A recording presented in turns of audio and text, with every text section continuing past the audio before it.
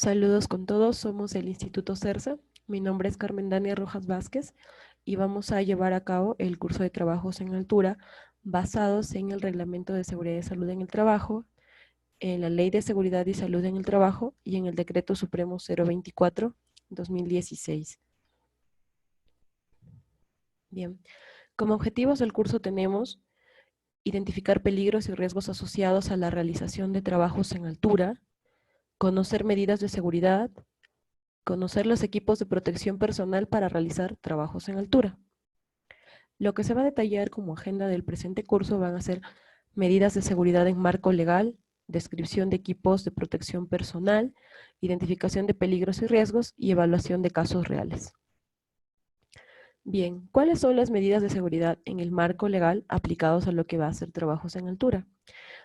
Tenemos la Ley 29783, que es la Ley de Seguridad y Salud en el Trabajo, el Decreto 005/2012, Reglamento de Seguridad y Salud en el Trabajo, y el Decreto Supremo 024/2016, Energía y Minas, también de Seguridad y Salud Ocupacional.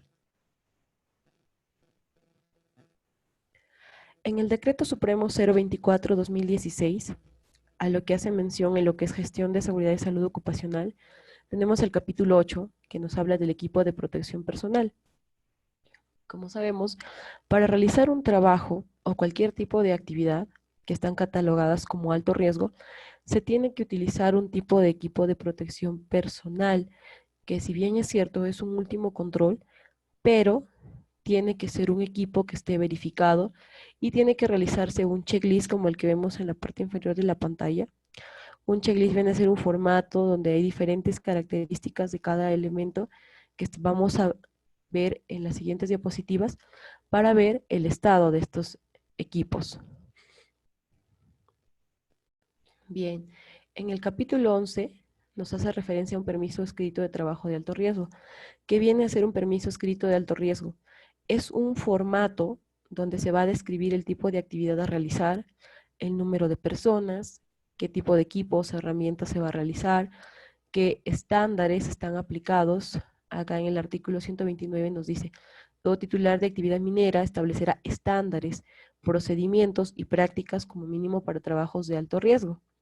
Entonces, en este formato lo que se hace es detallar qué estándar, qué procedimiento aplica según la unidad minera, según la empresa, ya que cada una de las empresas tiene diferentes reglamentos. Entonces, el código de estas es lo que vamos a colocar en el permiso escrito de alto riesgo. Ahora, en el Decreto Supremo 024 nos califica trabajos de alto riesgo como trabajos en espacios confinados, trabajos en caliente. Trabajos en espacios confinados son trabajos que se realizan dentro de áreas que carecen de oxígeno y donde mayormente se hace un monitoreo de gases. En lo que son trabajos en calientes aplicado a lo que son trabajos en soldadura, excavaciones mayores o iguales a 1.50 y lo que es el curso de trabajos en altura, que es el que estamos llevando ahorita, trabajos eléctricos de alta tensión, referencia a los trabajos que se hagan debajo o cerca a líneas de alta tensión, trabajos de instalación, operación, manejo de equipos y materiales radioactivos. Y dice otros trabajos valorados como alto riesgo en el IPRC. ¿Qué viene a ser el IPRC? Es una herramienta, es también un formato que está en el Decreto Supremo 024, donde lo que hacemos es identificar peligros, evaluar riesgos e identificar controles. Cuando yo me refiero a identificar peligros es todo aquello que pueda causar daño referente a la energía. A mayor cantidad de energía, mayor posibilidad de daño. Por ejemplo, en el caso de nuestro curso de trabajos en altura, el peligro es la altura, pero la diferencia es que, por ejemplo, si yo hago un trabajo a 4 metros, va a ser diferente el daño que yo me pueda causar si hago un trabajo a 1 metro. Entonces, en este tipo de herramienta del IPRC lo que hago es evaluar según la cantidad de energía a la que estoy sometido y según ello voy a ver a qué riesgo me expongo. ¿Cuál es el riesgo? Si dijimos que peligro es la altura, el riesgo es que yo me resbale y me cause una lesión. Por ejemplo, el riesgo de caer a 4 metros es la muerte y el riesgo de caer a 1 metro de repente solamente pasaría de una lesión, nada más. Entonces, en este tipo de herramientas es donde yo identifico. Ahora, cuando yo hablo de controles, es qué control voy a implementar para que no me pase, para que no caiga. No quiere decir que lo voy a evitar, pero quizás puedo minorar el daño. En el caso de un trabajo en altura, se lo minora con lo que son los equipos de protección personal, con andamios, con escaleras. Todo esto que vamos a ver en el desarrollo del curso. Muy bien. También nos dice el permiso escrito de trabajo de alto riesgo en el artículo 130 que se tiene que tener un PETAR, ¿ya? Que esté autorizado y firmado por cada uno, por el supervisor y jefe de área donde se realiza el trabajo. Diferenciemos PETAR con el PETS, ¿sí? Que es un permiso escrito de trabajo seguro, que viene a ser, como les decía, en donde nosotros detallamos equipos, herramientas y paso a paso lo que vamos a desarrollar en esa actividad, empezando desde la delimitación del área, empezando desde llenado de documentos. Ahora, el PETAR es algo que viene ya dado, estipulado en este decreto, que tiene que estar firmado por el supervisor y jefe de área de los que están a cargo de este tipo de trabajos. Ahora, ¿qué más nos dice? El presente reglamento establece normas mínimas para la prevención de riesgos laborales, pudiendo los titulares de actividades mineras y trabajadores establecer estándares que mejoren lo previsto. ¿Qué quiere decir? Por ejemplo, en este estándar nos dice que los trabajos en altura se catalogan cuando son más de 1.80. En el caso de Minera Yanacocha, por ejemplo, es 1.5, en donde se considera un trabajo en altura. Entonces, de acuerdo a lo que se evalúe cada titular o cada empresa, ellos pueden mejorar el estándar, de acuerdo a los tipos de trabajos que también se realicen allí. Ahora, el artículo 134 nos dice que para realizar trabajos en altura o en distintos niveles, lo que les mencionaba, según el decreto nos dice 1.80. Hay diferentes unidades mineras en las que los catalogan desde menor, de 1.5. La pregunta sería de repente, ¿podría ser a partir de 1.90? No, lo que tenemos que hacer es mejorar el estándar, no variarlo. O sea, si por ejemplo mi límite es 1.80, yo puedo darle de repente desde 1.30, pero más no a partir de 2 metros, por ejemplo, ¿no? Se tiene que mejorar el estándar. Ahora, ¿qué nos dice? Que se usará un sistema de prevención y detención de caídas, tales como lo que estamos describiendo acá es el famoso EPP, que es el equipo de protección personal. Cuando se hace el curso de IPRC, tenemos 5 niveles de riesgo, perdón, 5 niveles de controles, que es eliminación, sustitución, ingeniería, administrativos y el último es el EPP. Entonces, como control tenemos lo que es anclaje, línea de anclaje, línea de vida, arnés de seguridad, y sumado a esto lo que tenemos que tener es un certificado de suficiencia médica anual, el mismo que debe descartar todas las enfermedades neurológicas, metabólicas, que produzcan alteración en la conciencia. ¿Qué quiere decir? Que para que yo realice trabajos en altura, tengo que estar debidamente preparado en lo que es la parte física y mental, porque muchas personas tienen lo que es el conocido vértigo o de repente tienen alteraciones neurológicas, quizás sobrepeso, o por lo que es un trastorno del equilibrio. Entonces, para que una persona realice un trabajo en altura, tiene que tener este certificado que es evaluado por un médico ocupacional. Bien, lo que estábamos detallando, equipos de protección personal, que es el arnés de seguridad. El arnés de seguridad, como vemos en la imagen inferior, es un equipo que está formado por correas que están envolviendo todo el cuerpo. Fíjese acá, están envolviendo lo que es la parte del tórax, que envuelve el brazo, y también lo que es la parte del muslo. De tal forma que este arnés lo que va a hacer es distribuir la fuerza generada en una persona cuando sufre una caída. ¿Qué quiere decir? Que cuando la persona tiende a resbalarse, lo que va a hacer es sujetar y distribuir toda la fuerza de las correas para poder que esa persona salve su vida. Lo vamos a ver en los videos didácticos que también están adjuntos en la presentación. Ahora, ¿qué norma tiene que cumplir? Tiene que cumplir la ANSI Z359 en adelante. Muy bien, ¿qué es la SANSI? Las SANSI son diferentes normas que están aplicados a lo que es el equipo de protección personal para diferentes tipos de trabajos. En este caso, para el trabajo en altura, la ANSI nos dice que tiene que tener correas, que tiene que tener anillos, que tiene que estar sujetado, perdón, tener una resistencia de 5.000 libras. Entonces, todo lo que esté detallado en esa ANSI es lo que se va a tratar de cumplir con el arnés de seguridad, con la línea de anclaje y con los diferentes equipos que vamos a ver a continuación. Bien, estas son las partes del arnés de seguridad. Los tirantes, o lo que son tiras de seguridad, que componen la mayor parte del cuerpo del arnés. Como pueden ver, son correas que están alrededor de todo el cuerpo, que están fabricadas de poliéster para aumentar resistencia y protección. Entonces, como les mencionaba, en la ANSI es donde incluso nos dicen el material del cual tiene que estar formado este equipo para que pueda resistir o pueda cumplir la función. Los anillos D es la parte donde se conectan los cables del cuerpo del arnés con los puntos de anclaje. Son de aluminio o acero. Anillos en D, podemos ver por acá, en la parte de adelante donde está el cursor, ¿sí? Ahora tenemos los herrajes, que están ubicados también en el arnés. Acá vemos diferentes nombrecitos, ¿no? Pero principalmente son los de acá. Ahí también dice la banda subglútea. Esta banda es la que va debajo del glúteo de la persona, las perneras, las trabillas, las hebillas para lo que son la regulación de tirantes. Tenemos los puntos de ajuste que son diseñados para ajustar mejor el arnés al cuerpo del trabajador a modo de una mochila. No sé si se han percatado cuando ajustamos al cuerpo las tiras para que ésta quede fija y no se mueva. Y luego tenemos las almohadillas. Es la parte del arnés que soportará el peso del operario. Muy bien, estas son las partes del arnés. Cabe decirles que el arnés varía de acuerdo al tipo de trabajo que se tenga. Por ejemplo, hay arneses ignífugos, que es cuando se va a realizar trabajos de soldadura, quizás en la parte alta. Entonces, ¿de qué se trata vuelta este arnés? Que el material de estas cuerdas es ignífugo y tiene que tener otra cernificación. Las partes son iguales, solo varía la forma. Hay arnés en H, hay arnés en A. Entonces la idea es que cumplan con la función, que estén fabricados de un material de poliéster que sea resistente, que tenga los anillos en D y que cumpla con las 5.000 libras de soporte de peso.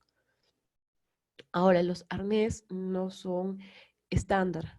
Los arnés van en función a la talla y peso de cada persona. Por eso es que tenemos acá una tabla adjunta. Por ejemplo, vamos a tomar que una persona mida 1.98, como está el cursor acá encima, con un peso de 77, por ejemplo, ¿no? O sea, una persona delgada y alta. Entonces, lo que vamos a hacer es intersectar el peso con la talla y tendremos una una talla estándar, una talla S. Ahora, en el caso de que sea una persona de 1,62 y que pese, por ejemplo, 96 kilos, también sería una talla S. ¿Qué pasa? Sería una persona de mayor peso y altura. En el caso de que sea una persona de 1,82 con un peso de 114, por ejemplo, ¿no? Tendríamos una talla XL. En la parte de abajo tenemos que XSM extra pequeño, STD una talla estándar, XLG extra grande y SXL extra grande. Entonces, para elegir nuestras tallas de arnés para los colaboradores o si alguna vez nosotros tenemos que realizar este tipo de trabajos, hay que elegir la talla correcta. Ya vamos a ver a continuación por qué, ya que se han visto accidentes que han sucedido incluso utilizando el arnés. Acá nos dice ver video 01 en la presentación, en lo que es el paquete, está adjunto un video donde se ve lo que es el uso correcto del arnés, cómo utilizar el arnés y cuál es la función. Bien, ¿qué viene a ser el conector de anclaje? Es cualquier equipo certificado, véase bien, certificado, que permita unir el arnés del trabajador al punto de anclaje. Está compuesto por fajas de fibras sintéticas, platinas, mosquetones de acero forjado y también tiene que cumplir con la resistencia de 5.000 libras o 2.270 kilogramos. Muy bien, este conector de anclaje va a ir sujetado al arnés como una tira. ¿Para qué? Para que esta pequeña tira va a conectar al arnés y al punto de anclaje, ¿sí? Ahora, ¿qué viene a ser la correa antitrauma? Es un dispositivo que es conectado a los anillos del arnés. Habíamos visto en las partes del arnés lo que eran los anillos. que están usados para evitar un trauma de circulación cuando la persona se encuentre suspendida en el arnés en caso de caída. ¿Qué quiere decir? Que, por ejemplo, si la persona por cualquier motivo cae de su lugar de trabajo, lo que va a cumplir esta correa antitrauma es evitar, como ya hemos visto, el arnés sujeta lo que son brazos y muslos, pero al quedar suspendidos lo que va a hacer es apretar el músculo y evitar que haya una irrigación sanguínea. Entonces la correa antitrauma lo que va a evitar es eso, que haya la irrigación sanguínea aún estando suspendido. Ahora, ¿cuál es la función? Mire, al momento que una persona cae, queda de esta forma, como vemos en la imagen, y vemos en los puntos en los que va a apretar, vamos a usar esta palabra, apretar las correas del arnés, en los muslos, en los brazos y en el cuello. Ahora, de no haber la correa antitrauma, lo que va a hacer, lo que va a causar esto es, por ejemplo, en la parte de los muslos, las correas impedirán el retorno de la sangre. La bomba venosa del músculo falla, la sangre se vuelve ácida y altamente tóxica. De su conocimiento es que tenemos una arteria en el muslo que es la que más sangre lleva de todo el cuerpo. Entonces estaríamos envenenando nuestra sangre, volviéndola ácida y evitando lo que es la circulación, de no tener la correa antitrauma. Ahora, ¿qué más? De no tener la correa antitrauma, lo que va a causar es, vemos en la parte 2, la parte del tórax, donde se encuentra el corazón, los pulmones, va a aumentar la ansiedad y la presión de un shock, aumenta la frecuencia cardíaca y la irritabilidad cardíaca. ¿Qué quiere decir? Que vamos a estar asfixiados, entonces lo que va a causar es estar ansiosos, quizás van a aparecer desmayos, entonces el arnés ya no cumpliría esta función de salvar porque pueden incluso fallecer de un paro cardíaco. Entonces, esta es la importancia de contar con la correa antitrauma. Ahora, además de eso, de no contar con la correa, tenemos la circulación cerebral. ¿Qué quiere decir? Disminución del flujo sanguíneo, obstrucción respiratoria, paro cardíaco o paro cerebral y la muerte. Entonces, la función de la correa antitrauma es evitar que todo lo que acabamos de decir suceda. ¿A partir de cuántos metros de altura debo utilizar la correa antitrauma? A partir de 4 metros. Porque ya les dije, cuando hacemos la valoración de un trabajo en altura, cuando estamos sometidos a una mayor cantidad de altura, ¿qué quiere decir? Que vamos a quedar y vamos a estar expuestos a mayor riesgo, vamos a enfrentarnos a una mayor cantidad de energía. Ahora dice, ¿para qué sirve la correa antitrauma? Ya dijimos que alivia el trauma sanguíneo y se debe graduar de acuerdo a nuestra talla y sujetado a los anillos antes de iniciar el trabajo. ¿Qué viene a ser el freno vertical o el rope grab? Podemos ver en la imagen, acá con el cursor voy a ir señalando, estos son lo que van a ser las correas del arnés, acá tenemos el anillo, acá tenemos lo que es que dijimos que era el conector de anclaje y este va a ser el rope grab. Es un sistema de protección contra caídas que permite al trabajador moverse. ¿Qué quiere decir? Que esto va a poder permitir que la persona se mueva de diferentes direcciones, puede ser de cable cerrado, cuerda nylon, y forma parte del sistema anticaídas en lugar de tener que desconectarse y encontrar nuevos puntos de conexión en el trayecto. ¿Qué viene a ser la línea de vida? La línea de vida es el elemento lineal que permite que el trabajador se conecte al punto de anclaje. Vemos aquí. O la línea de anclaje. Este equipo que debe hacer, cumplir con la ANSI Z359. Acá dice el día del accidente, todos usaban su línea de vida de doble vía. Esto refiere a un accidente que sucedió alrededor del año 2005 en Yanacocha, cuando unas personas estaban realizando la instalación de techos en la parte superior de los talleres y lo que hace uno de los colaboradores es retirar, o sea, se desconecta de esto para ir a tomarse una foto. Al desconectarse de esto, lo que hace es exponerse a la altura y lo que pasa es que vence una de las tejas, digamos, las estructuras que se estaba colocando en el techo, esta se vence y cae y la persona fallece por ese motivo. Y por eso es que nos dice que todos estaban conectados. Entonces, al realizar nosotros los trabajos en altura, debemos de asegurarnos que las personas tengan conectado el arnés a un punto de anclaje, a la línea de vida. Ahora, ¿qué viene a ser el absorbedor de impacto en la línea de vida? Acá está señalado esta parte negra. Muy bien, el absorbedor de impacto está diseñado para disipar energía cinética, que quiere decir que cuando nosotros, en el caso de caer de altura, la cantidad de la fuerza va a ser mayor, pero si tengo el absorbedor de impacto, ya no se caería de fuerza, sino caería en línea recta. Ahora, para esto, también hay el video 02, donde vemos la diferencia de usar el absorbedor de impacto o no usar el absorbedor de impacto. La línea de anclaje. ¿Qué es la línea de anclaje a diferencia de la línea de vida? Es la cuerda de nylon o cable de acero, conectada por ambos extremos a un punto de anclaje del cual una persona o personas se anclan para tener un desplazamiento continuo en trabajos en altura. También, ¿qué es lo que debe de soportar? 5.000 libras o 2.270 kilogramos por cada trabajador conectado.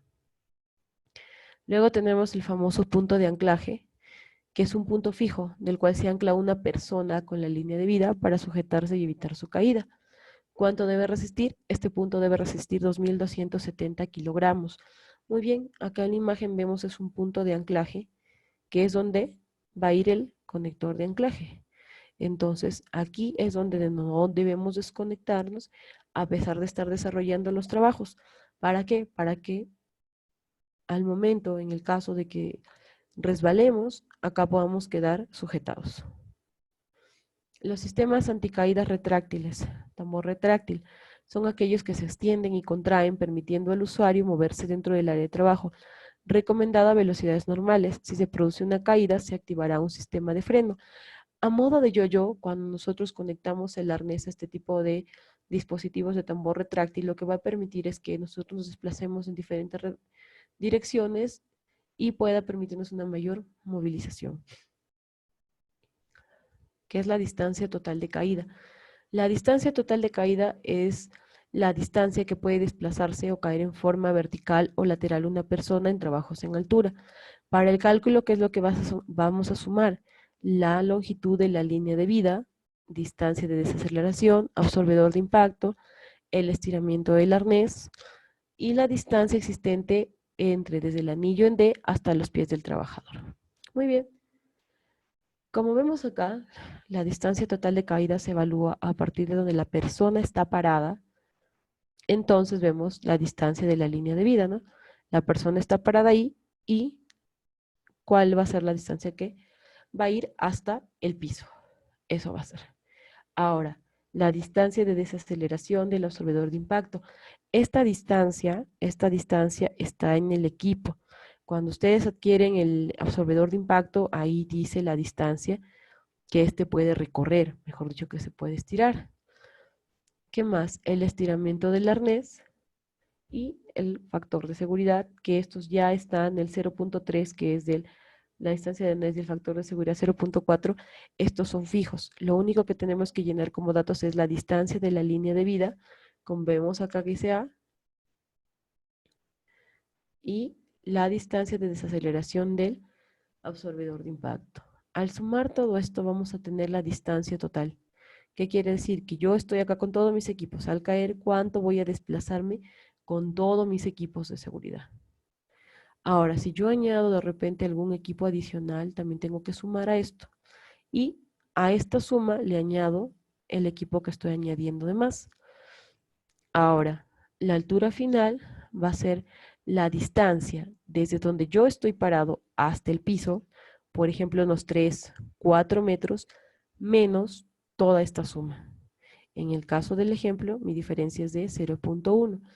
¿Qué quiere decir? Que yo al caer acá voy a quedar del piso a 0.1 de distancia. Ahora, cuando esto es positivo, puedo realizar el trabajo. Cuando es negativo, no, porque quiere decir que todos mis implementos lo que están haciendo es llevarme al piso en lugar de retenerme. Identificación de peligros y riesgos, lo que les mencionaba al inicio. El peligro es la fuente, situación o acto con potencial de daño o pérdida relacionado directamente a la energía. En nuestro caso, en trabajo en altura, Lo que viene a ser el peligro es la altura. El peligro es la posibilidad de que ocurra un evento. Caídas de altura, lesiones, fracturas y la muerte. Ahí se adjunta el video 3 también, donde se van a ver casos de accidentes y análisis de casos. Muy bien. Arnés más asegurado, suelto. ¿Qué es lo que pasó? Ya se les mencionaba que tenía que sujetarse bien el arnés de seguridad, porque incluso cuando una persona está sujetada con este arnés puede tener un accidente. Sí, un empleado usaba su arnés de seguridad cuando de repente sufrió una caída. Las labores de rescate para bajarlo de su posición colgado tardan cierto tiempo debido a que su arnés no estaba asegurado firmemente al cuerpo. Las correas que aseguran las piernas se deslizaron, presionando su escroto, produciendo la explosión de dos de sus testículos. La operación para cerrar la herida duró 4 horas. Las fotografías de cómo eran las lesiones en ambos testículos, las laceraciones en el escroto, producidas, ¿por qué? Por las correas del arnés. Muy bien, ahora, en este caso, hacemos la siguiente pregunta. Si trabajas en altura y no se utiliza línea de anclaje, pero tienes que desplazarte de un lugar a otro, ¿qué es lo que puedes hacer o qué debes usar? Línea de vida de doble vía y puntos de anclaje. Muy bien, la utilización, que es otro tipo de análisis de casos. ¿Debo usar cinturones de seguridad cuando realizo trabajos en altura con posibilidad de caída libre? No. La siguiente pregunta. ¿Se deberá utilizar el equipo de protección contra caída cuando no haya pasamanos, guardas u otra protección anticaída? Sí.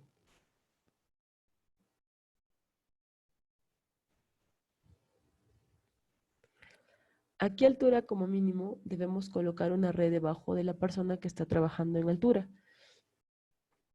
1 metro debajo del trabajador. Es el trabajador quien tiene la responsabilidad de implementación de la red de acuerdo a las especificaciones técnicas. Muy bien, para señalizar esto sobre la red, quiere decir que cuando hay, por ejemplo, trabajos en altura, donde se requiere que haya una red debajo, a una distancia de 1 metro donde estás desarrollando los trabajos, ya que son a alturas grandes o prolongadas, lo que son desmontaje de techos, de talleres. Entonces cabe la posibilidad de que la persona sí o sí caiga por lo que es el espacio pequeño que hay en el área de trabajo. Entonces a eso se refiere la pregunta, ¿no? ¿Y quién está a cargo de esto? Es un ingeniero supervisor, que es un ingeniero colegiado, ya que esta red tiene que tener un diseño y un cálculo de peso también. Si se usa la red ya no debo de usar arnés porque estoy protegido. Es obligatorio usar el arnés y sus respectivos anclajes. Siempre que se hagan trabajos en altura más de 1.5, se tiene que utilizar el arnés de seguridad, ya que la red no lo va a proteger, o sea, va a caer, pero igual va a golpearse. En cambio, el arnés le va a evitar esa caída. Red en valla para trabajos en altura, lo que les mencionaba, ese es el tipo red. Ahora, ante la falta de red se puede montar una plataforma elevada totalmente cerrada, sí, construida con andamios estructurales, certificados y aceptados por Salud y Seguridad. Salud y Seguridad es el área de prevención, como es más conocida, que tiene que evaluar el soporte, tiene que evaluar el diseño de este tipo de andamios. Si existe tránsito de personas al analizar la imagen, observemos la imagen.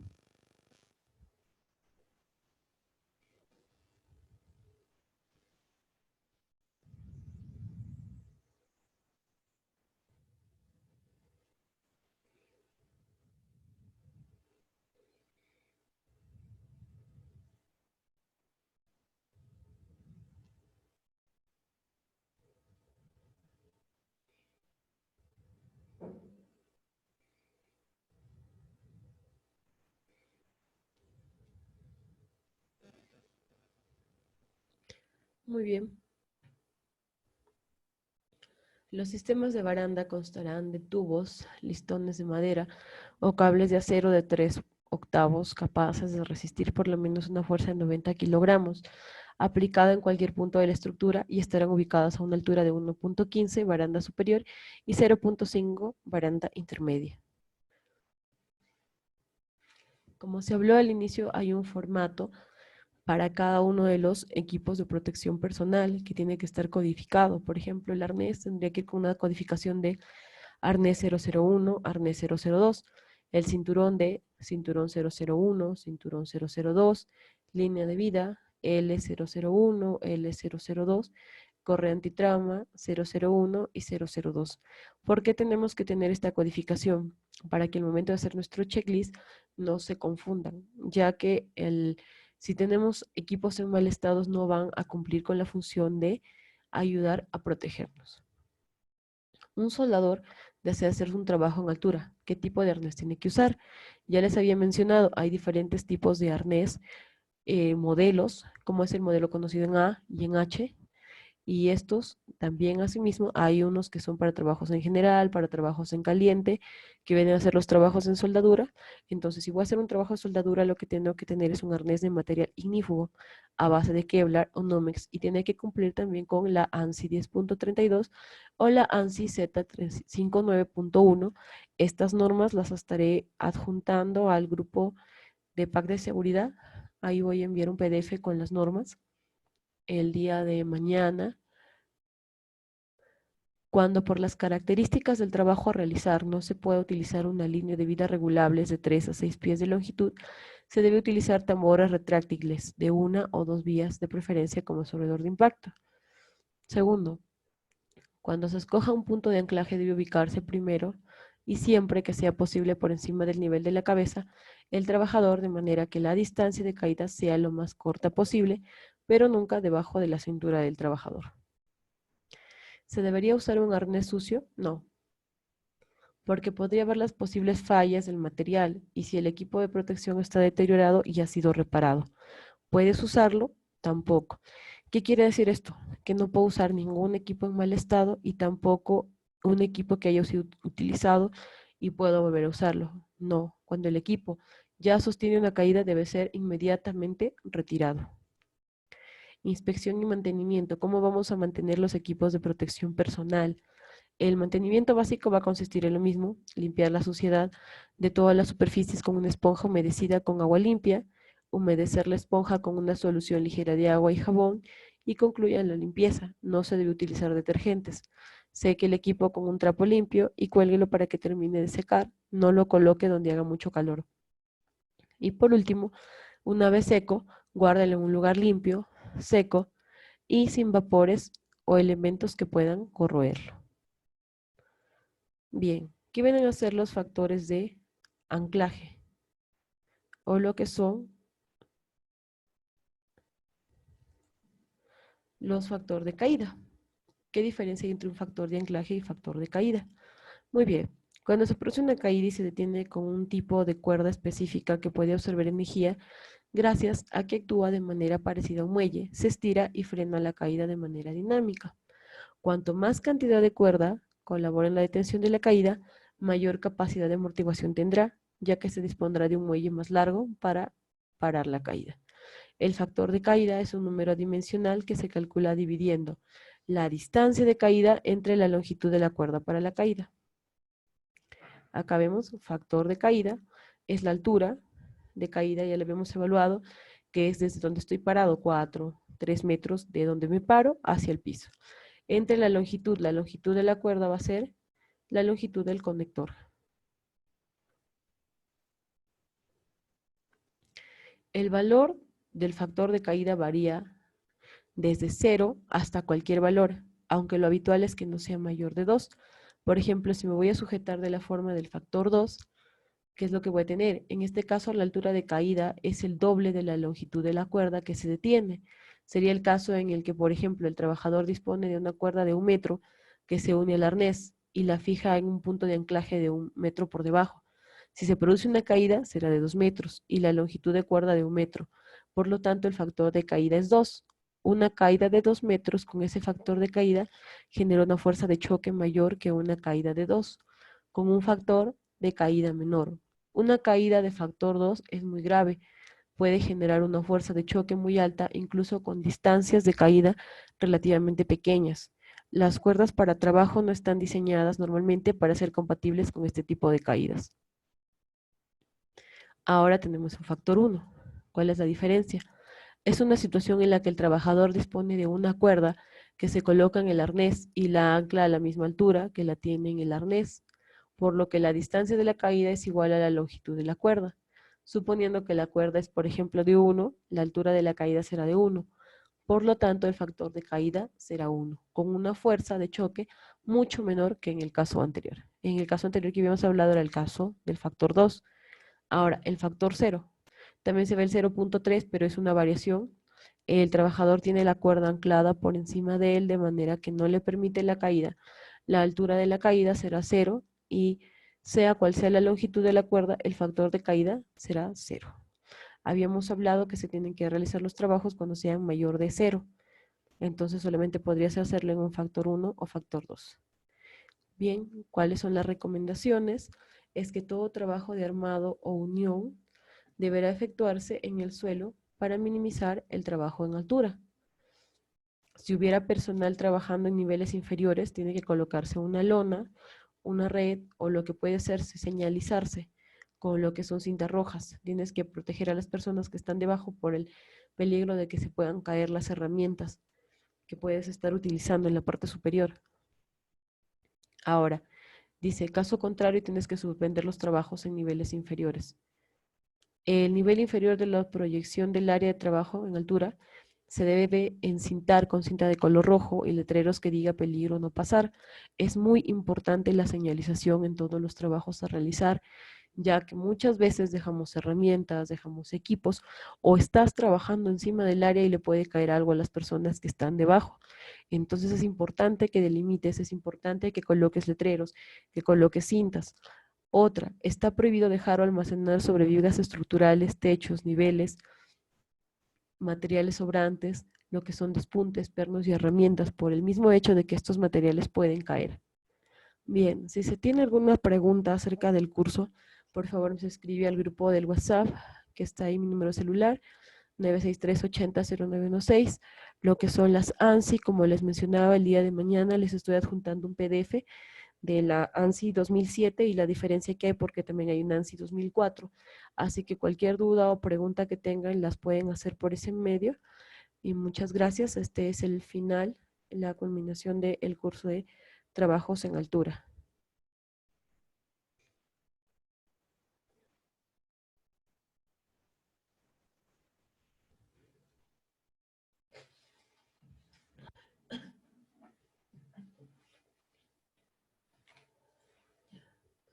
Ahora necesito